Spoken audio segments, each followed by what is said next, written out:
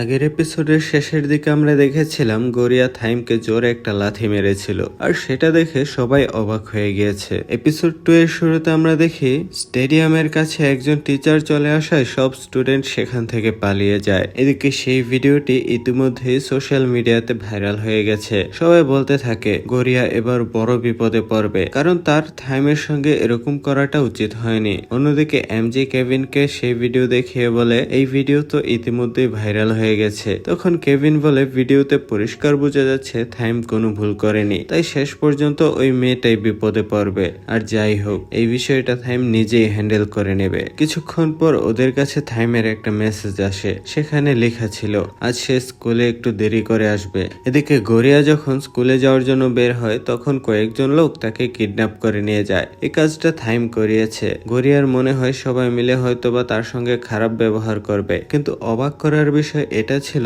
তারা তার মেকআপ করা শুরু করে। এরপর তাকে একটি রুমে রেখে দেয়। কিছুক্ষণ পর সেখানে থাইম আসে। সে বলে অন্তত একটু স্মাইল তো করতে পারো, তোমার পেছনে আমি 5 মিলিয়ন খরচ করেছি। এরপর সে গরিয়ার হাতে একটি গাড়ির চাবি দিয়ে বলে কাল থেকে আর বাসে করে স্কুলে যেও না, এই গাড়িটা নিয়ে স্কুলে যেও। তখন গরিয়া তাকে জিজ্ঞেস করে তুমি আসলে কি চাও আর এসবই বা কেন করছো। থাইম বলে আমাকে সরি বলে একটা ভিডিও রেকর্ড করো, তাহলেই আমি এগুলো তোমাকে দিয়ে দেব। আর যদি সরি না বলো তাহলে স্কুলের স্টুডেন্ট তোমার সঙ্গে কি করবে তা আমি নিজেও জানি না। গরিয়ার সাথে সাথে বলে আমি কেন সরি বলবো, বরং তুমি আমাকে সরি বলা উচিত। আর তোমার এই দামি জিনিসগুলোর আমার কোনোই দরকার নেই। আমার কাছে আমার সেলফ রেসপেক্টই সবচেয়ে গুরুত্বপূর্ণ। থাইম আবারও বলে এগুলো খুবই ভালো জিনিস, তুমি এগুলো রেখে দাও। গরিয়া সেখান থেকে চলে যেতে চাইলে থাইম জোর করে তাকে ভিডিও রেকর্ড করাতে চায়, কিন্তু গরিয়া তাকে মেরে সেখান থেকে পালাতে চায়। তবে পালাতে চাইলেও সে কিছুতেই বুঝতে পারছিল না বের হওয়ার রাস্তা কোন দিকে।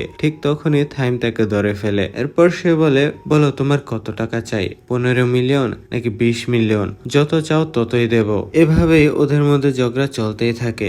এমন সময় থাইমের মা সেখানে চলে আসেন। তিনি গার্ডদের বলেন গরিয়াকে বাইরে বের করে দেওয়ার জন্য। বাইরে এসে গরিয়া বলে এই ছেলের মধ্যে একটুও ম্যানার্স নেই। এরপর সে গাড়ির চাবিটা দেখে বুঝতে পারে এটা সত্যিই একটা গাড়ির চাবি ছিল। তখন মনে মনে ভাবে এদের সঙ্গে ঝামেলা জড়িয়ে হয়তো সে অনেক বড় ভুল করে ফেলেছে। পরের সিনে গরিয়া স্কুলে এলে দেখে বোর্ডে তাকে নিয়ে অনেক আজে বাজে কথা লেখা হয়েছে। ঠিক তখনই তার মোবাইলে একটা মেসেজ আসে, যেখানে লেখা ছিল গরিয়ার নাকি 10 জনেরও বেশি বয়ফ্রেন্ড আছে। এসব দেখে গরিয়ার ভীষণ রাগ হয়। সে সরাসরি ক্লাস থেকে বের হয়ে ছাদে চলে যায় এবং জোরে জোরে চিৎকার করে তার ফ্রাস্ট্রেশন দূর করতে থাকে। এরপর সে চারপাশে তাকিয়ে দেখে রেন সেখানে নেই, কিন্তু হঠাৎ করে রেন তার পেছন থেকে এসে দাঁড়ায়। গরিয়া সেদিন তাকে বাঁচানোর জন্য রেনকে ধন্যবাদ জানায়। তখন রেন তাকে একটা কোয়েশ্চেন করে। সে জিজ্ঞেস করে যদি তুমি সকাল 5টায় ফ্রান্স থেকে রওনা দাও তাহলে থাইল্যান্ডে কতটায় পৌঁছাবে। গরিয়া বলে এর উত্তর আমি জানি না, কারণ এই মুহূর্তে আমার মোবাইল আমার কাছে নেই। স্কুল থেকে বাড়ি ফেরার পথেও গরিয়া সেই কোয়েশ্চেনের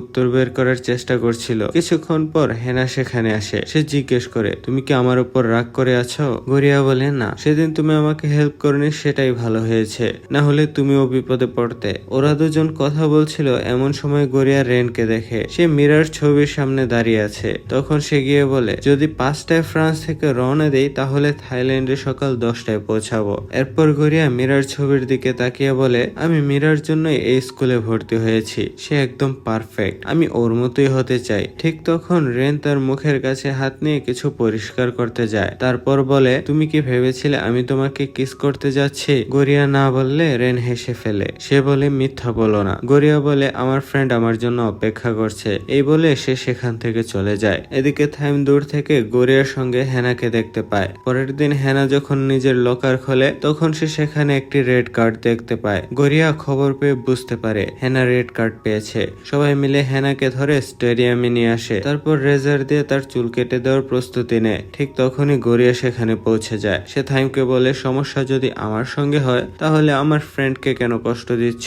থাইম বলে তুমি যদি নিজের চুল কেটে ফেলো তাহলে আমি তোমার ফ্রেন্ডকে ছেড়ে দেব। গরিয়া তার সামনে দাঁড়ায় এবং বলে তুমি খুবই অভদ্র একটা ছেলে। এরপর সে সত্যিই নিজের চুল কাটতে যাচ্ছিল। ঠিক সেই মুহূর্তে রেন সেখানে এসে বলে তোমার অ্যান্সার ভুল ছিল, আমরা থাইল্যান্ডে সকাল 10টায় নয় বরং সকাল 9টায় পৌঁছাবো। এসব দেখে থাইম সেখান থেকে চলে যায়। কেভিন সবাইকে বলে গেমটা এখানেই শেষ। কিছুক্ষণ পর গরিয়া আবারও ছাদে যায়, কিন্তু সেখানে রেন ছিল না। তখন সে ভাবতে থাকে রেন কেন বারবার তাকে হেল্প করছে। করছে। অন্যদিকে থাইম ভীষণ রেগেছিল, কারণ সোশ্যাল মিডিয়াতে গরিয়ার সাপোর্টার দিন দিন বেড়েই চলেছে। পরের দিন গরিয়া স্কুলে এলে আগের সেই মেয়েগুলা তার কাছে এসে সরি বলে। তারা জানায় এখন সবাই গরিয়াকেই হিরো মনে করছে। তারা স্বীকার করে F4 কে সাপোর্ট করে তারা অনেক বড় ভুল করেছে। গরিয়া তাদের ক্ষমা করে দেয়। তখন তারা বলে এখন থেকে F4 এর বিরুদ্ধে লড়াইয়ে তারাও গরিয়ার পাশে থাকবে। তারা ফেক অ্যাকাউন্ট খুলে F4 কে এক্সপোজ করার পরিকল্পনা করে। হেনা আর গরিয়া জানায় তারা আগে থেকেই ফেক অ্যাকাউন্ট তৈরি করে রেখেছে। এরপর সেই মেয়েরা বলে আগামীকাল মীরা ফ্রান্স থেকে ফিরে আসছে, তাই ওয়েলকাম জানাতে একটা পার্টি রাখা হয়েছে। গরিয়াকেও সেখানে যেতে হবে। গরিয়া বলে তার পার্টিতে পরার মতো তেমন ড্রেস নেই। তখন তারা বলে ক্যাজুয়াল ড্রেস পরেই চলে আসবে, কারণ সবাই সেখানে ক্যাজুয়াল ড্রেসই পরবে। গরিয়া ঠিক করে সে কানিং এর সঙ্গে পার্টিতে যাবে, কারণ হেনা সেখানে আসবে না বলে দিয়েছে। অন্যদিকে F4 এর 4 জন সদস্যই এয়ারপোর্টে মীরাকে রিসিভ করতে যায়। মীরা আসতেই রেন দৌড়ে গিয়ে তাকে হাগ করে। এদিকে গরিয়া আর কানিং পার্টিতে পৌঁছে যায়। তখন আগের সেই মেয়েগুলো এসে আবারও গরিয়ার ড্রেস নিয়ে হাসাহাসি শুরু করে। গরিয়া বলে তোমরা তো বলেছিলে এটা ছোট্ট একটা পার্টি আর সবাই ক্যাজুয়াল ড্রেস পরে আসবে, তাহলে তোমরা ইচ্ছা করে আমার সাথে মিথ্যা বলেছ।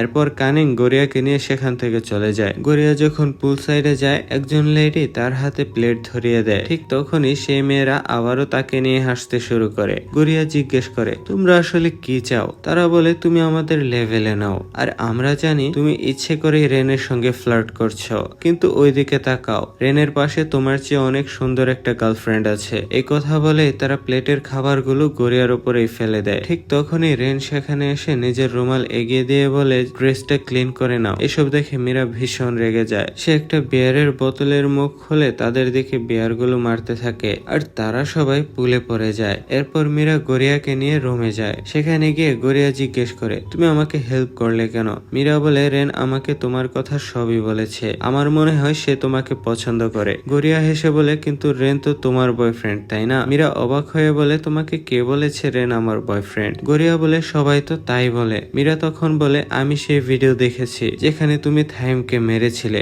এমন সাহস আমারও নেই, তুমি সত্যি খুব কুল। পরের সিনে মীরা গরিয়াকে সুন্দর করে মেকওভার করে তাকে আবারও পার্টিতে নিয়ে আসে। গরিয়াকে দেখে সবাই অবাক হয়ে যায়, তাকে দারুণ সুন্দর লাগছিল। রেন তার কাছে এসে বলে আজ তোমাকে খুবই সুন্দর লাগছে।